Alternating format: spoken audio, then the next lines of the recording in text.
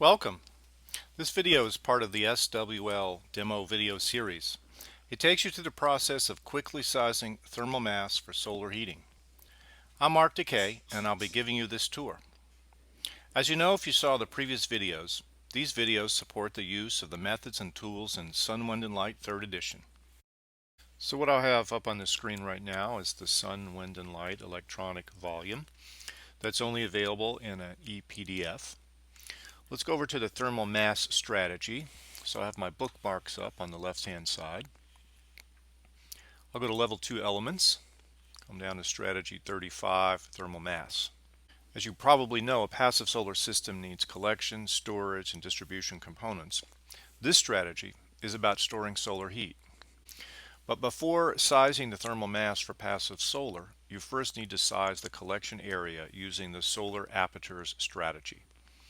Or if you're using active air collectors, use the thermal collector walls and roof strategy in Sun, Wind & Light 3rd edition. You can also use the SWL Tools P2 Passive Solar Worksheet to determine your building's solar savings fraction. This associated video tutorial takes you step by step through that process. Since the thermal mass sizing tool depends on your SSF, you first have to do that and then return to this video. Remember that thermal mass is used in solar heating to store excess heat that's collected during the day for use at night. At night, the need for heat is the greatest and the solar resource is of course absent.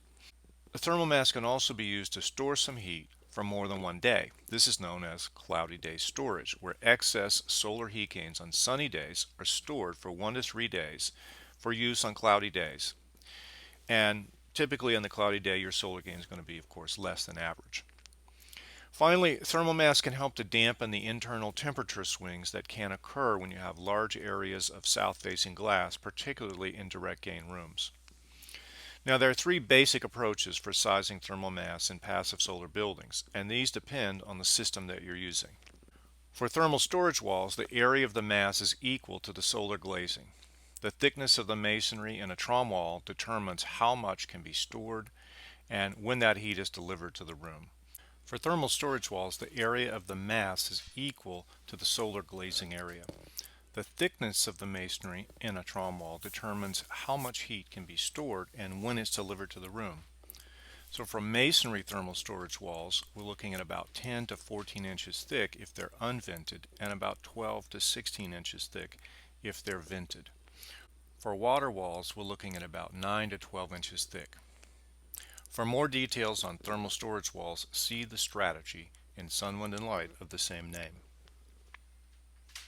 Roof ponds usually cover most or all of the ceiling and are about 4 to 8 inches thick. For more details on this, see the roof ponds strategy. The thermal mass strategy we're going to look at here deals primarily with mass for direct gain rooms and sun spaces. So first we'll look at some rules of thumb and then move on to more details in the sizing nomographs. For direct gain rooms, the mass thickness should be about 4 to 6 inches thick. Thicker than that and the heat has trouble getting in and out on a daily basis. The mass area for direct gain is typically about 3 to 6 times the solar aperture area, although this might change and be somewhat less in buildings that are highly superinsulated. Basically, the more mass, the lower the interior temperature swings also. So to keep your interior temperature swings less than 10 degrees, the mass surface area guideline is to use about 6 to 8 times the solar aperture area. So what you can see here is that surface area is very important. If water is the storage medium, we'll use about 3.5 to 6.5 gallons per square foot of solar aperture. That's equal to about 145 to 265 liters per square meter of solar collection glazing. Now let us qualify this a little bit. If the mass is in the room where the sun is collected, the above rules that we've listed here apply. And the mass is called direct mass or solar mass. Its heat transfer is primarily by radiation. If the mass, however, is in an adjacent room or anywhere that is remote from where the sun is collected or emitted, we call this type of mass indirect or non-solar mass. Its heat transfer will be primarily by convection. The heat transfer by convection is much slower than that by radiation. Therefore, we require more surface area to store the same amount of heat in the same amount of time. So indirect mass is not in the sun collecting room and requires 2 to 3 times as much surface area as direct mass. Now let's look at the next level of detail in mass sizing. There are 3 sizing graphs in the thermal mass strategy. One for direct mass, one for indirect mass, and one for phase change materials. Let's look at each one of those in sequence. So right now I'm on the page E203, the beginning of the thermal mass strategy. I'm going to go down one page, and here we have the graph for sizing direct thermal mass. So to size direct mass for passive solar heating in greater detail than the strategy guideline that we've already given, we're going to enter the graph called Sizing Direct Thermal Mass for Direct Gain Rooms and Sun Spaces on the horizontal axis. We're going to use an estimated solar savings fraction for the design. I'll use the solar savings fraction of 86% that was estimated earlier in another passive solar video. We're going to move vertically to intersect the diagonal line or the zone for the mass type and thickness. I'm going to assume here a medium density brick. And then we're going to move horizontally to read the recommended ratio of mass area to solar glazing. For this project, the ratio is about 6:1, mass to solar glazing. Multiply this value then by the area of the solar aperture to yield the minimum required mass area. So here's the little example passive solar house. And you can see that the mass is contained in mostly brick bearing walls that are parallel to the direction of the prevailing winds. They run north to south. The yellow areas indicate the areas of solar collection. So there's direct gain windows in the living room, dining room, also in 2 of the guest bedrooms. There's a sun space that's in the middle, and its mass is both in the floor and in the walls and contained in some water. And then the master bedroom, in order to preserve some privacy, has its thermal collection and storage in a thermal storage wall.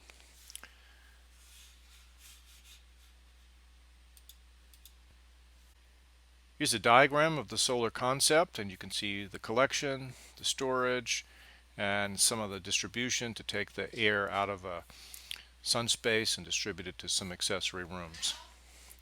Most of the thermal mass, as you can see, is contained in brick masonry bearing walls. I can also combine more than one type of mass. For example, if my sun space uses a concrete floor and brick walls, I can estimate their effects separately. An additional simple spreadsheet is available to keep track of these calculations and looks like this. On the left hand side, you can keep up with solar aperture sizing, and you can use the right hand side to manage your estimates of thermal mass by zone. So you can see, just like the SWL tools, there are instructions on one side that go line by line, and then colored areas where you can fill in your own amounts on the right hand side. Here's just sliding over to the right a bit, the thermal mass calculations.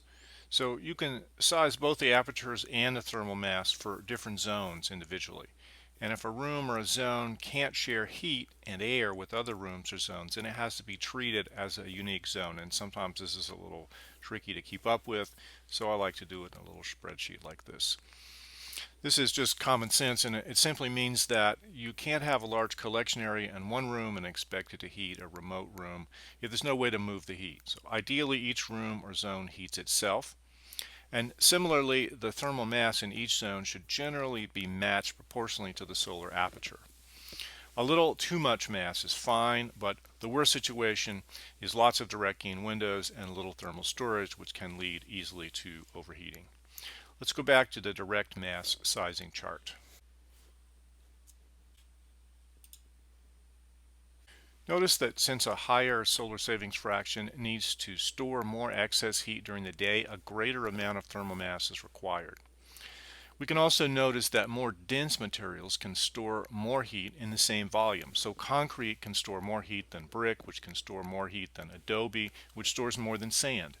The exception is water, which stores about 4 times more heat per unit of volume than concrete does. When water is used for storage, we enter the graph, same graph, sizing direct thermal mass for direct gain rooms and sun spaces, on the horizontal axis, again with the estimated solar savings fraction for the design. But this time we move vertically to intersect the diagonal line for the volume of water, and then move horizontally to the right to read the recommended ratio of water volume to solar glazing area. We can then multiply that value by the area of the solar aperture to yield the minimum required water volume for thermal storage for that design.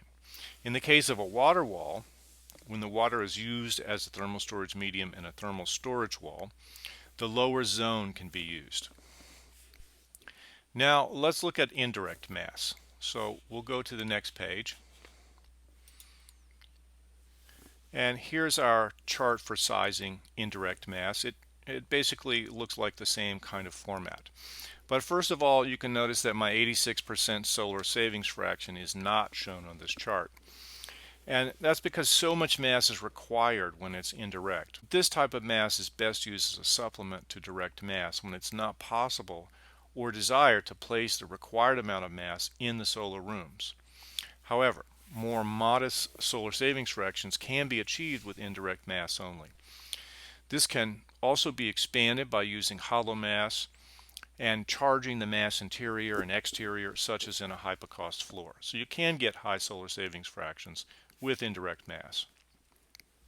The graph here we'll use in the same way as a direct mass chart. For example, if my solar savings fraction to be accounted for with direct mass, say, was 40%, I'll enter the chart on the horizontal axis at 40% solar savings fraction, move up to the line or zone for the mass type, and here I'll use brick again. And again, my required ratio is 6:1 mass to glass. So we have the same amount of mass as before with the direct mass, but for less than half as much solar savings fraction. So while we're on this page, let's talk about mass thickness and take a look at this other graph. So we've said that the recommended mass thickness is about 4 to 6 inches. And this is typically based on the idea of the diurnal heat capacity of the mass materials. That is their ability to absorb and store and release heat on a 24-hour cycle, or a diurnal cycle. So here's a graph showing the diurnal heat capacity for direct mass materials. Note that there's an almost linear relationship from 0 up to about 4 inches for most materials. And then the DHC starts to curve off, and from about 6 inches onward drops a little and then flattens out almost to infinity. So less dense materials, which are less conductive of heat, you can see that they peak a little bit earlier. But the basic principle here for thermal mass is that surface area is more important than volume. The result of this fact is that increasing thicknesses from those shown on the sizing graphs will not improve daily heat storage performance. In most cases, the massive construction may be more expensive than lightweight construction, so really what we're looking for is how to get enough thermal storage without oversizing it and thus overspending. Now let's take a look at phase change materials. So down to the next page again, and one more as an example there. And here's our graph for sizing phase change materials. Now phase change is a whole different class of thermal storage because the heat storage and release depends on a material like a salt solution or a fat changing phase and thus absorbing or releasing heat when it does that. So the benefit is that you can have relatively high levels of thermal storage in a small volume, or a smaller volume.